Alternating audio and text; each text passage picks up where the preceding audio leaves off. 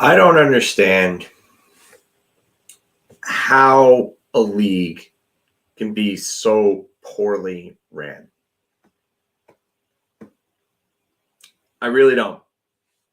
And you know what? Being an NHL and hockey fan, as long as I have, I feel like I should know better. And it's just been one thing after another. And I don't know how much more of this is going to, how this is going to boil over. Like I'm losing words right now to kind of bring myself together and talk about this. I mean, I totally just forgot the intro, whatever at this point. You know what I'm here doing. At this point, I'm exasperated. I'm over it. I really am. I'm happy they won. Very happy they won. But this is pathetic. This is just pathetic at this point. This league is a joke. And we're Big Apple Hockey. Not a joke. But a podcast. And I'd say a pretty good one. And I think we're more informed about this sport than that whatever joke of an excuse of a room, whatever they call it up in Toronto, the situation room. Is that what they refer to themselves as?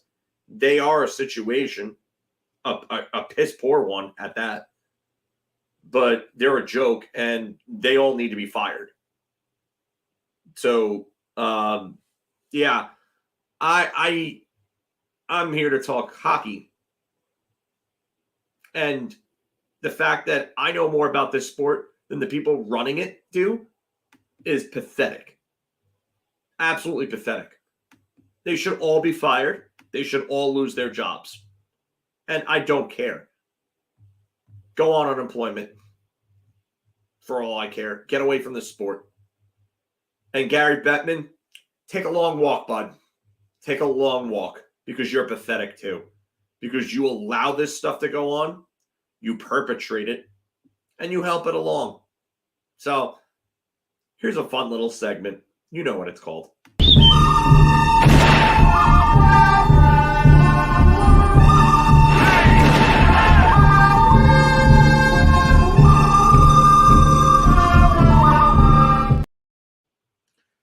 Yeah, there's a lot of friggin' ugly tonight. So let's get into that, because we're going to have a nice long talk about everything.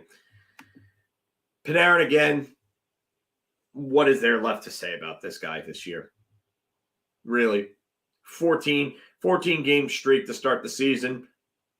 Ties Rod Gilbert's record. Makes history. I hope he breaks it on Saturday. But we'll see what happens. But Panarin's been the man. He's been the driving force offensively, because there's another star on this team that needs to pull his weight. We'll talk more about him a little later on. But yeah, I don't really have a lot of words to say anymore about Artemi Panarin. It's just every game he does something where you're just like, wow. And he probably could have had, I would say, 4 or 5 points tonight. I mean, Mirth Leakin's made a really good save on him on a play on an odd man rush where I thought he was going to score, and that could have been it. But he's shooting the puck, he's dishing, he's distributing, he's winning loose puck battles along the boards and down low. He's taking pucks away. He looks like the Panarin from the first 2 years here.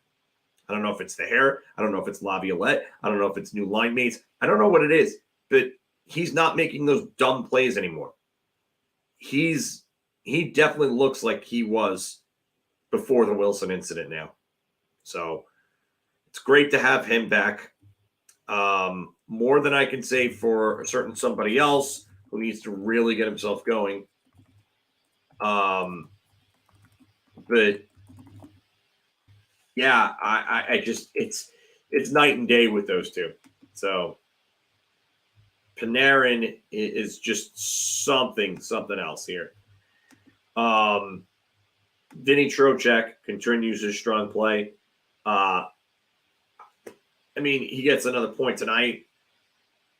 Playing great, filling in for Filipino on that second line.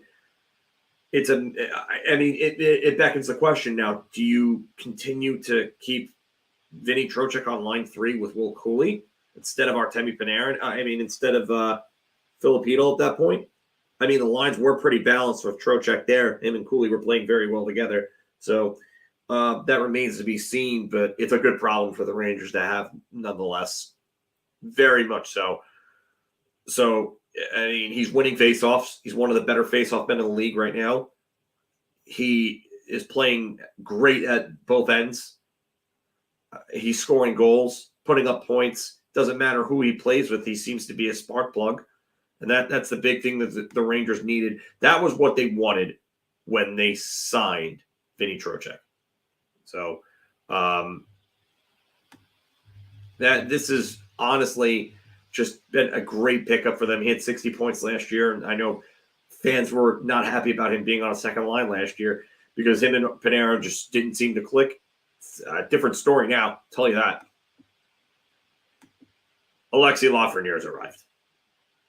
I was really not sure of that last game, but everything is clicking. The confidence is there. The way he's skating, getting back on the back check, getting involved. There just seems a sense of urgency every game with him. You got to love that. You really do. This is what they pictured from their first overall draft pick. And he's really starting to, come into his own. He was a leader at every level. He was a captain for Rimouski, captain for a gold medal World Junior winning team. There's just a lot of great things with Alexis Lafreniere's game. They're finally starting to come out. And that's the thing. I mean, Moritz Seider and Lucas Raymond in Detroit developed early because Detroit utilized them in the right way. This is what happens when you utilize your players in the right way and you put them in positions to succeed. And Alexis Lafreniére is taking this and he is running. I wish Kaapo Kakko would do the same. But Kaapo Kakko has just he's been invisible for the most part. He So he needs to just keep this going. I hate the fact that we're going on a huge break because he's red hot right now. This is the last thing you want for a guy like him. Last thing you want. Although it does help, with the injuries, we don't know what Lindgren's status is going to be. We all assume it's a concussion, and that's not good. But I honestly hope that Lindgren's back soon and he's okay. So this may be part of it. Laffy knows that it's his last chance. I don't think it's just that, though. I think that he's being put with the right guys to make the right plays. And yeah, this too. Laffy, you see it. I mean, he's making moves that he normally doesn't make. And honestly, you look at that shootout goal, and the first thing is it was the Peter Sikora goal. And if anyone remembers how good Peter Sikora was with the Rangers, especially in shootouts, when that brief run in 05-06, oh, man. Sikora, that move was unstoppable. There was nobody because he did that move lightning quick. His hands were up. I remember the first time Sikora did it. I think it was against either Boston or Atlanta that he did that move. And I just remember having to watch the replay a couple of times and be like, what the hell did he just do? I had never seen that move before Sikora. And that was in the 05-06 season. And Zach Parise started doing it after that. But Peter Sikora, literally lightning quick hands and then up top. And I remember the old house that I used to live in out east on the island. was an unfinished. We had an unfinished basement, and my parents left it unfinished because they just were going to store stuff down there. And I used it because the floor was smooth enough as a little place for me to like shoot around and play hockey in. So I used to skate between the poles that were down there and stick handle between them, and I had a net. And when he first started doing that move, I sat down there for hours, just literally trying to do that move as fast as I possibly could. And I remember using it in shootouts, in league games, and on penalty shots. And goalies just could not stop it. I actually got really good at that move. But glad to see Laffy using that move because it's filthy. If you pull it off correctly, goalies have almost no chance on it. No chance. So, but I'll move on from Laffy. Can we get some love for Jonathan Quick? I mean, this guy's been nothing but solid with the Rangers. Nothing but solid with the Rangers. He comes in, and we all think he looks cooked in the preseason. And then he just comes out, and he has all this time to work with Benny Allaire. And he just looks so good. He's been so good.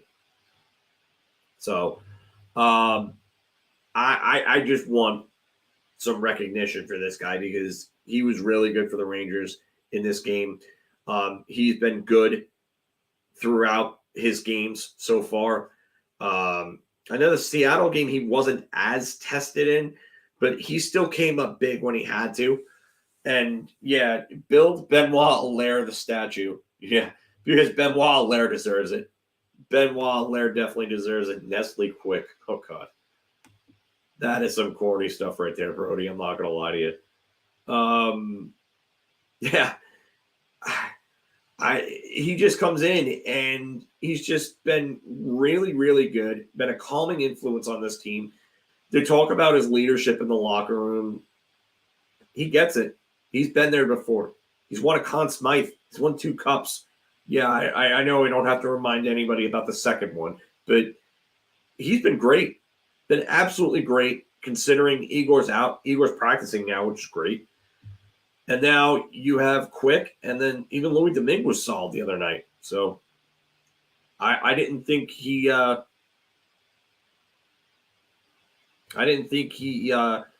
was worried about him with the shootout. I didn't think he could do it, but he was really good. Really, really good in the shootout. So going to move on from Quick. Kreider, solid play lately. Another goal and assist, both at even strength. Need more from Chris Kreider. I need better 5-on-5 play for that line overall. Kreider getting points while Mika Zibanejad is definitely something that I did not see coming, but it's been a pleasant surprise. And Kreider played really good tonight. You know, there were times where you want him to move his feet a little more, but he's getting into the right positions at the right times and making the right plays. He fanned on that puck in overtime, and I got scared there. I thought they were going to go the other way and score, but he made up for it. In obviously in regulation, getting the goal, and then also getting the assist because he makes a great pass to Lafreniére for the tying goal. Like it's a very quick pass. If you're not paying attention, you're not going to see it unless you go back and watch a replay in slow motion. But he absolutely made that little quick, probably about a 3-foot pass to get that puck to Lafreniére, and Lafreniére banked it in. So great play from Kreider.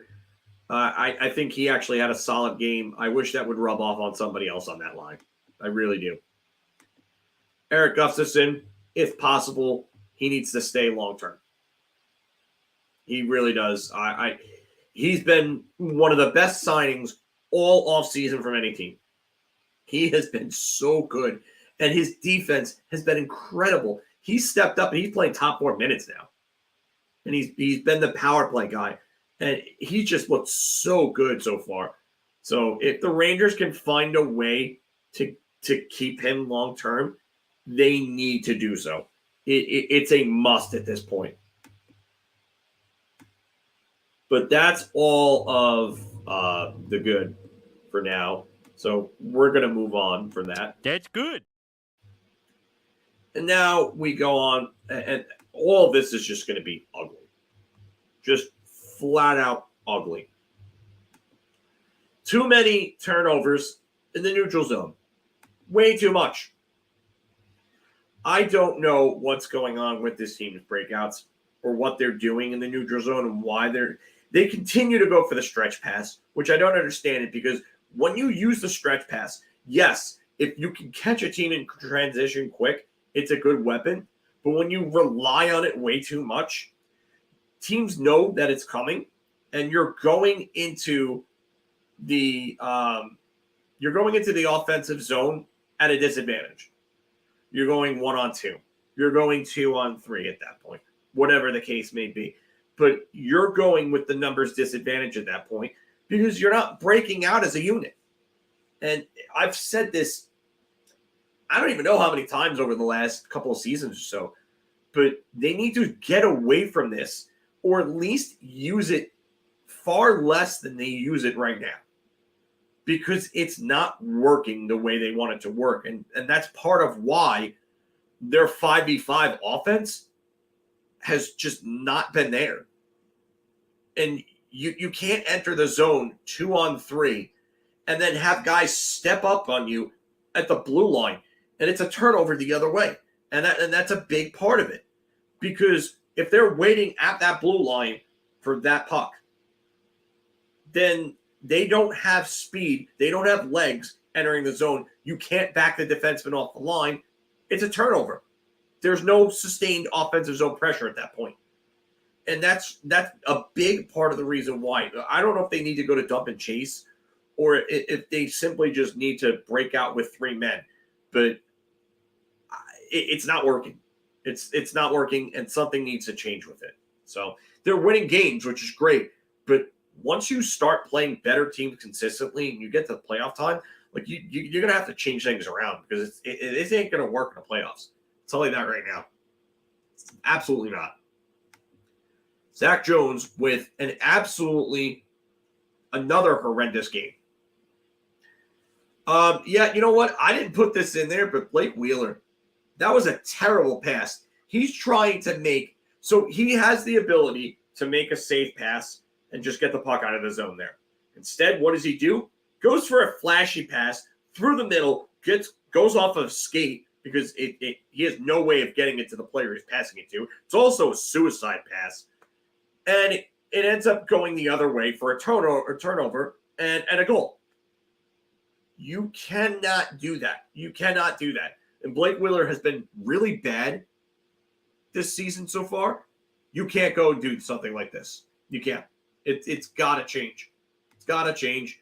Blake Wheeler cannot be doing that. But Zach Jones he had a horrendous game. He was horrendous defensively.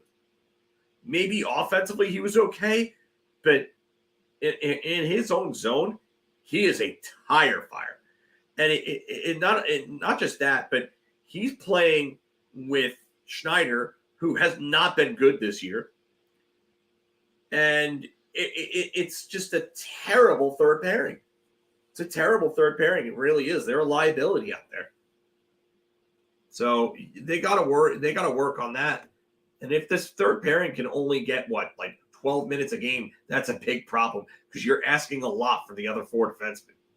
It's a lot to ask for have 4 defensemen play well over 20 minutes a game, because your third pairing is so unreliable to the point that you don't want to play them more than 12 and a half minutes a game. That's bad. It's real bad news. I'm going to move on from Jones. No update on Ryan Lindgren. Possibly out long-term for all we know right now. We're thinking concussion.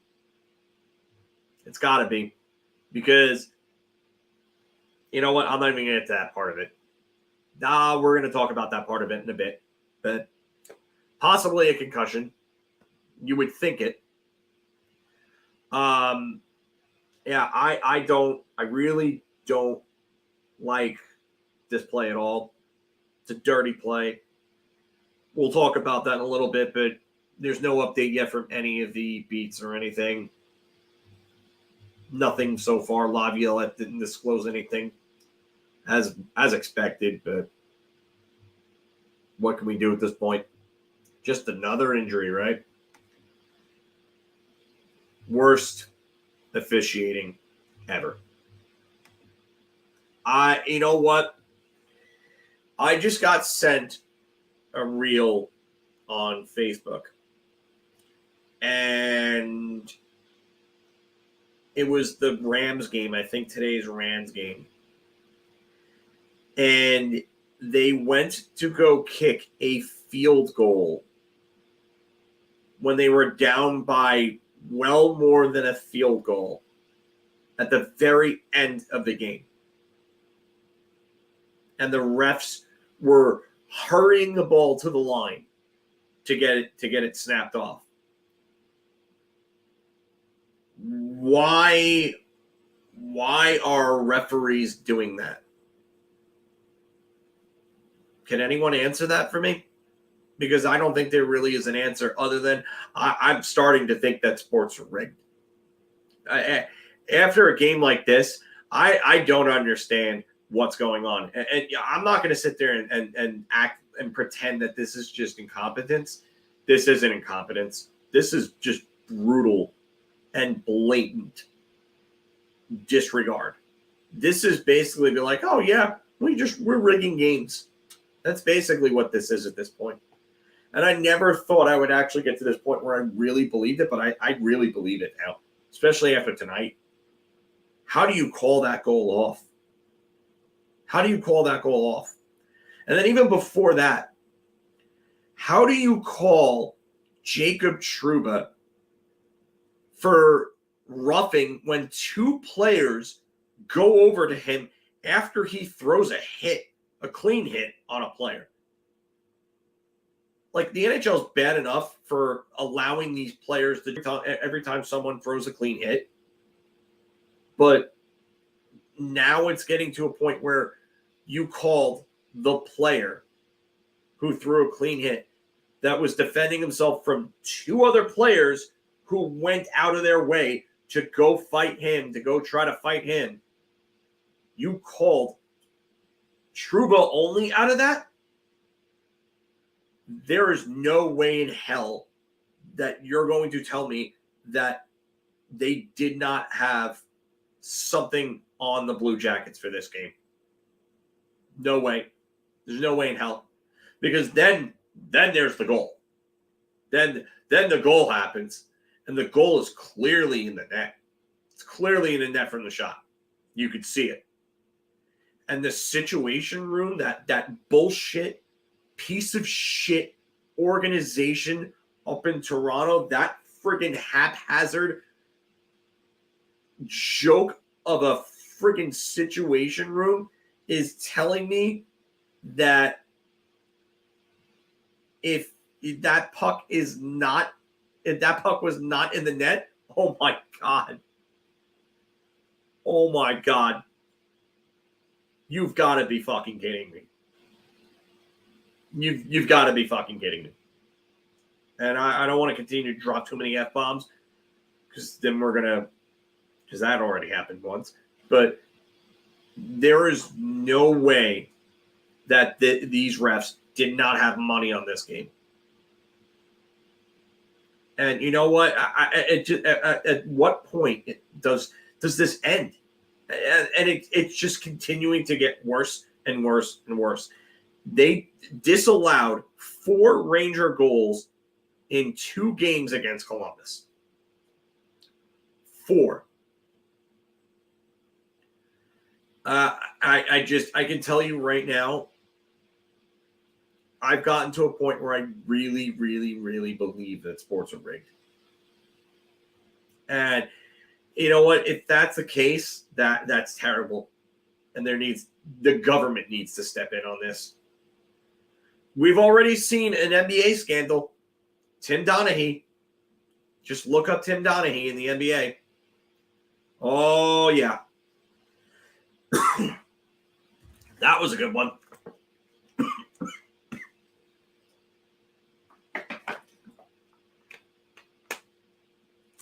Yeah. Tim Donaghy. Oh, yeah, and this is not the first goal that Will Cooley's had overturned. The kick one, yeah. The ref said the play was blown dead, but he didn't blow his whistle. The ref never blew his whistle. I can't even believe that crap. Yeah, and betting definitely has an effect on their decisions at this point. Because then you have the Ryan Lindgren play where Sean Corrali throws a friggin' elbow into his head, and they reduce it to a minor for boarding? How the fuck is that boarding? How? Boarding is when you take somebody from behind, hit them dead on the numbers into the boards face first. That is not boarding. I can't even believe this. It's a high hit to the head, clearly to the head. And even if it's not direct contact with the head at first point, high, completely high. And Corrali goes with his forearm. It's not a check. That's a forearm. That's an illegal play regardless of where it is. You can't forearm somebody into the boards. It has to be a shoulder check. What? There's no way that you're telling me that NHL officials are just so incompetent that they can't tell the difference between a forearm and a shoulder. Just terrible. Terrible. I'm just, and you know what? It's just with all these gambling sponsorships, it just makes it that much easier to see that there's all this other stuff that's definitely going on behind the scenes. It's a joke at this point. I'm sick and tired of it. Sick and tired of it. This league is horrendous. They are the worst ran professional sports league I have ever seen in my life. The WNBA is ran better than them. MLS is ran better than them. And you know what? I bet you the PWHL will be better ran than the NHL is. Because not only is the NHL terrible at marketing the game and marketing their stars, they're terrible at enforcing their own rules.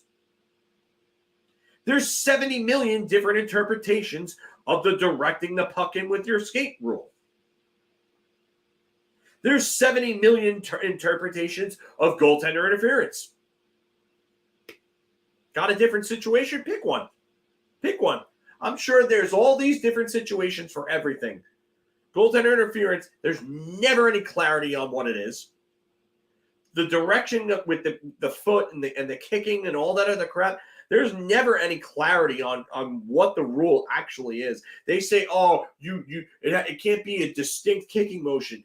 There's never any black and white on what the distinct kicking motion actually is.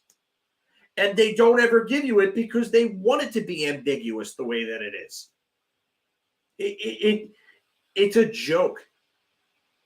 It's a joke. The league has been so bad for so long, and it's just gotten to a boiling point. Do any of you remember the Milan Lucic goal against the Rangers from like 7 or 8 years ago?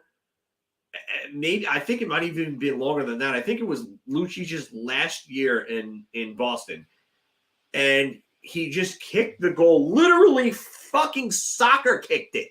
Like penalty kick, just kicked it into the net, and they called it a good goal. Does anyone remember that? Because I do. He was playing with Boston, and it was terrible. I remember Vigneault just flipping his lid about it. It was one of the very rare few times where Yeah, this one was really bad, too. The Chris Neal one in Game 6, that was terrible. Lundqvist lost his shit. Lundqvist lost his crap. Oh, my God. He was livid. He had every right, and that's when he basically flipped off the refs after they won that. After they won the next game. Dwight King in 2014. Yeah, they had goaltender interference reviewable after that. It took that, and the league had to apologize to the Rangers because their apology, they could shove their apology up their ass for all I care. But it's terrible. It's terrible. And then Mangiapane kicks a goal in against the Rangers. They count that, but they don't count Will Cooley's when he's being spun around. Yeah, I'm sure Will Cooley could friggin' ice capades while trying to kick a goal into a net. Kick a puck into a net. Get the hell out of here. Give me a friggin' break. It's a joke. This league is crap. I'm over it. And the last thing that I'm going to say is ugly is Mika Zibanejad is just straight up milk carton status right now. Missing. Where are you, dude? Do you want to do something? Do you want to help this team out in any such sort of way? Because he just was awful. He's been awful for most of this season. Awful, awful. Probably one of his worst games I've ever seen as a Ranger. But he has been awful tonight. It was just flat out awful. He's been awful as of late. I don't understand what he's doing. His effort level is just not there. It's not existent. He's not fighting for pucks. And it's getting concerning because it's just, listen, if it was just the one-timer missing the net and his shot just being off, you're like, okay, like it happens.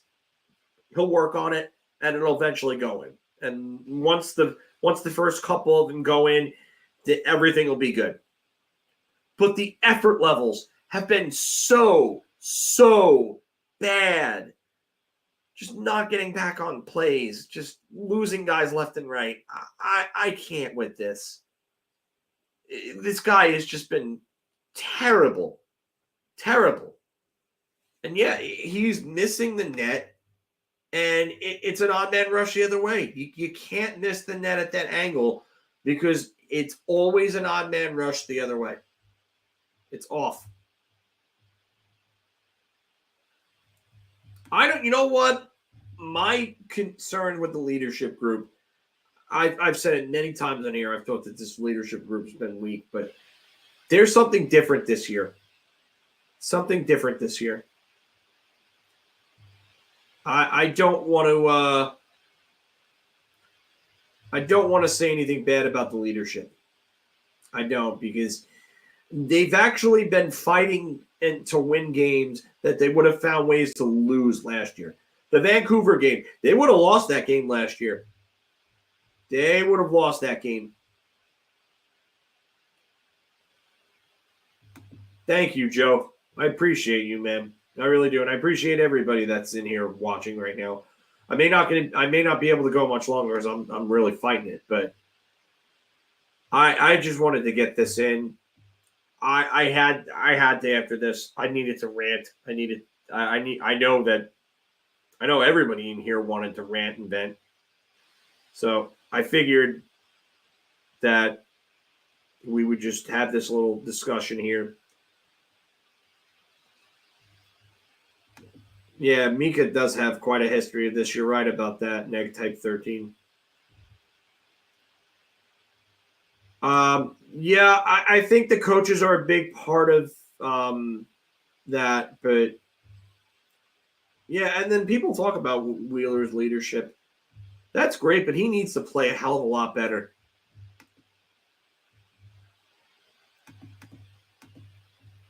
Yeah, I don't like the lack of hitting, David. I don't. I really don't. Yeah, Chris G. Character win. I would definitely agree. Diane, I'm with you on this. Bonino fighting for Lindgren. That I like that. I like that. I would hope so, Chris. I hope he'll be back. No, you're right. We shouldn't be so depressed, but it's just annoying. It really is. Definitely worried about Kako. Another one, milk carton status. Yeah, I like that. I like Panarin getting the double shift, especially late in the game. Like, he deserves it. He's playing so well right now.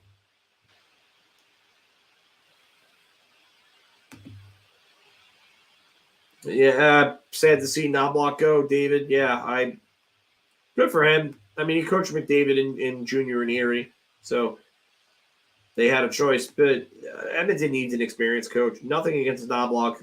They just need an experienced coach. They need somebody who's been there and done that. They also need defense. Wow, sorry. And goaltending badly, but that's what happens when you have a general manager that's completely out of touch. Sorry, but Ken Holland is not good and has not been good for a while. And anyone who has watched the Red Wings, any Red Wing fan will tell you that he ran that team into the ground over the last part of his tenure there.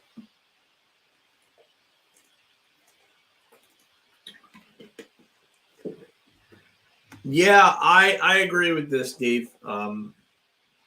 It was great to see him put Laffy in there.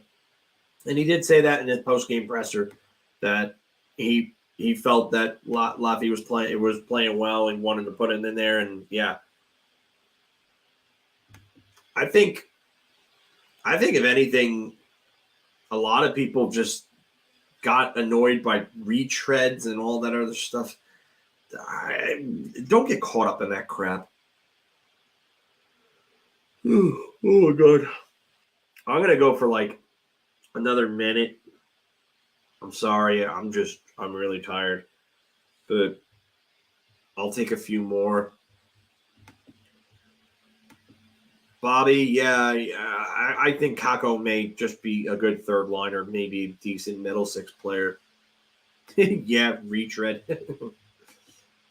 I think, I mean, there's some rumor that Kane supposedly is going to agree for a 2-year deal with Buffalo, but I've never heard anything from the person who's reporting it. I don't know how legitimate this source supposedly is. Yeah. Holland is still better than Chiarelli, yeah, and higher. Yeah, Chiarelli was a joke, but Holland is still just bad. Holland's probably right there with him. Holland ran Detroit into the ground late. Knobloch the next Cooper? Yeah, okay. I know that they want. I heard a lot of crap like that. Oh, Spencer Carter is the next John Cooper. Okay.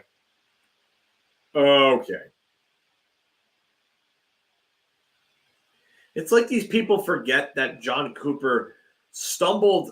I'm not going to say stumbled because he had a good hand in developing, and Tampa's their developmental staff is very good. You got to give them a lot of credit. But Cooper, he came into Stamkos and Hedman already on there.